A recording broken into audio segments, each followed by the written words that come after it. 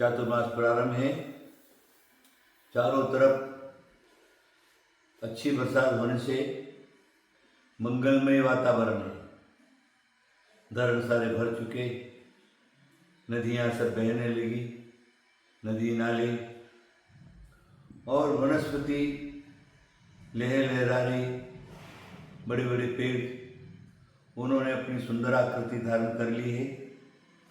किसानों के खेत एकदम सुंदर और सहज और अच्छी खेती रूप में दिख रहे हैं।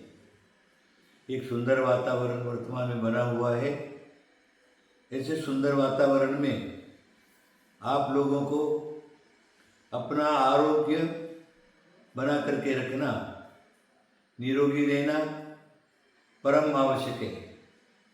शरीर है तो सब कुछ है, शरीर नहीं है तो कुछ भी नहीं है, ऐसा लिखा है। पहला सुख निरोगी काया।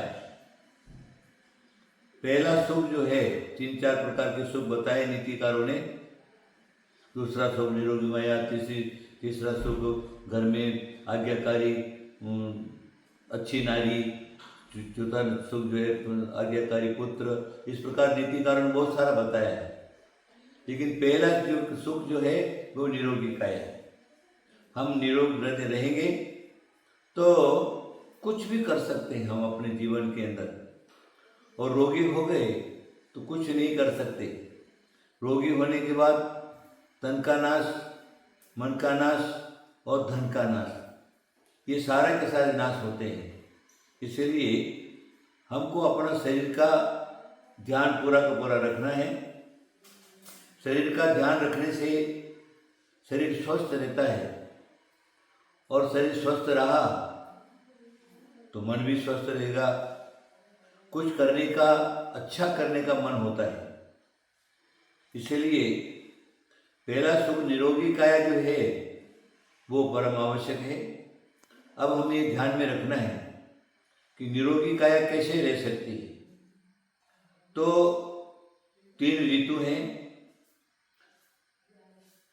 गर्मी के दिन है, ठंडी के दिन है और बरसात के दिन है।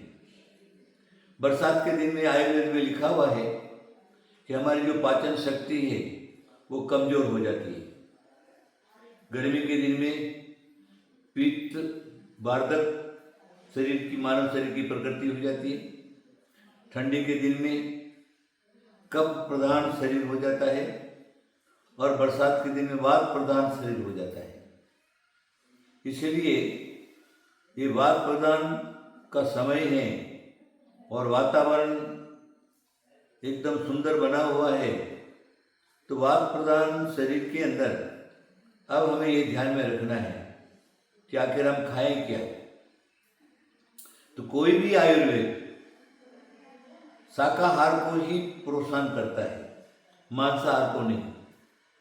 हालांकि आयुर्वेद में किसी आचार्यों ने मांस खाने का उन्होंने लिखा है, लेकिन वो भी उसके लिए भी लास्ट में जाकर के उन्होंने निषेध लिखा है। जब हमको भगवान ने अनेक प्रकार की वनस्पतियाँ दी हैं, अनेक प्रकार के फूल दिए हैं, अनेक प्रकार के फल दिए हैं, धान्य दिया है, सब प्रकार का हमारे शरीर को स्वस्थ रखने का जो सामान भी वर्तमान में हमें मिलता है, भगवान ने दिया है, तो हम क्यों किसी जीव को मार करके खाएं।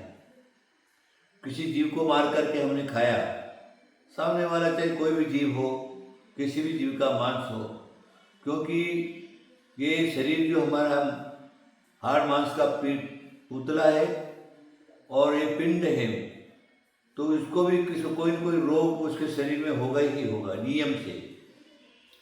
तो उसके शरीर में जितना रोग है वो रोग पशु को मर जाने के बाद भी वो रोग उसके मांस के अंदर ही रहेगा, उसके रक्त के अंदर ही रहेगा, उसके सारे सारे कीटाणु उसके अंदर ही रहेंगे।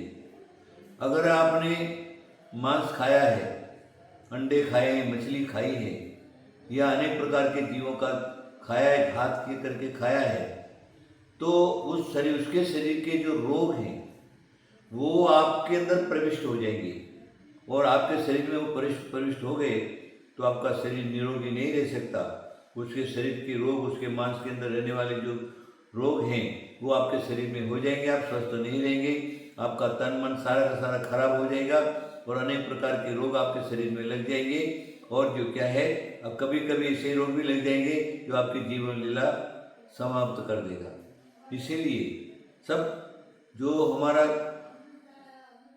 भोजन है मांसाहार आदि, उसको तो चातुर्मास में पूरा का पूरा छोड़ ही देना चाहिए।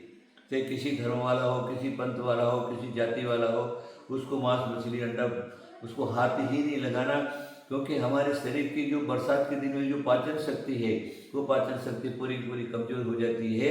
जो स्ट्रॉन्ग जो चीज़ है वो शरीर को पचा नहीं, शरीर के अंदर रहने वाली जो मशीनरी है उसको पचा नहीं सकती है और ओवरलोड अगर होता है फिर रोग पैदा करता है। इसलिए उसका तो निषेध ही है। अब हमें क्या करना है, अभी शरीर को स्वस्थ रखना है तो नाना प्रकार का जो है हल्का भोजन जो पचन होने में सरल पड़ जाए, शरीर को ज़्यादा लोड नहीं आए, अंदर की जो हमारी आते हैं पक्वाशय है, आमाशय वगैरह है, किडनी है, लीवर है, इनके ऊपर किसी प्रकार का दबाव नहीं पड़े। इस प्रकार का हम अगर भोजन करेंगे जिसको हल्का भोजन कहते हैं।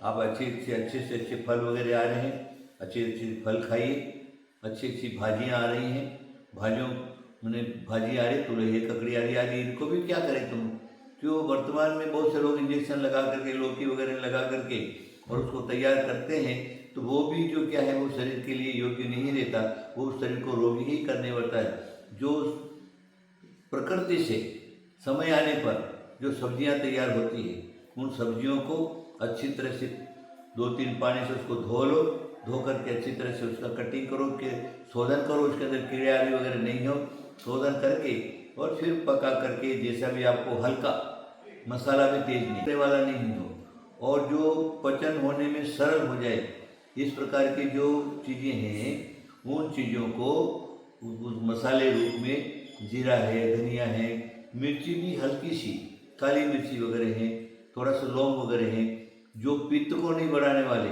और वायु को दबाने वाली ऐसी जो मसाले हैं उस मसालों का उसके अंदर मिश्रण करो, अच्छी तरह से परिपक्व करो, है ना। फिर तेल घी जैसा भी आपको योग्य मिलता है वो भी हल्का, तीखट भी ज़्यादा नहीं और तेल कट भी ज़्यादा नहीं, हल्का भोजन तैयार करिए। बाजरे की रोटी खाइए, गेहूँ की रोटी खाइए, जौ की रोटी खाइए, आदि आदि जो भी जहाँ जहाँ जो मिलता है उसकी चावल की रोटी खाइए और अच्छे तरह से जो है अपने दोनों टाइम हल्का भोजन करके और अपने जीवन को चातुर्मास में निर्वाह करें ताकि आपका शरीर निरोगी रहे और रोगी नहीं हो। और चातुर्मास में लगा हुआ रोग जो क्या है वो 12 महीना रोग रह जाएगा आपके शरीर में, तो फिर क्या पूरा जीवन के लिए आपको हानिकारक हो सकता है। ज़्यादा कहने की कोई आवश्यकता नहीं है। ये मैंने आपको बताया, पहला शब्द निरोगी काया, निरोगी रहना प्रत्येक मानव को परम आवश्यक है। आशीर्वाद आशीर्वाद आशीर्वाद। और उन लोगों डिस्टर्ब कर दिया उनका, चलो।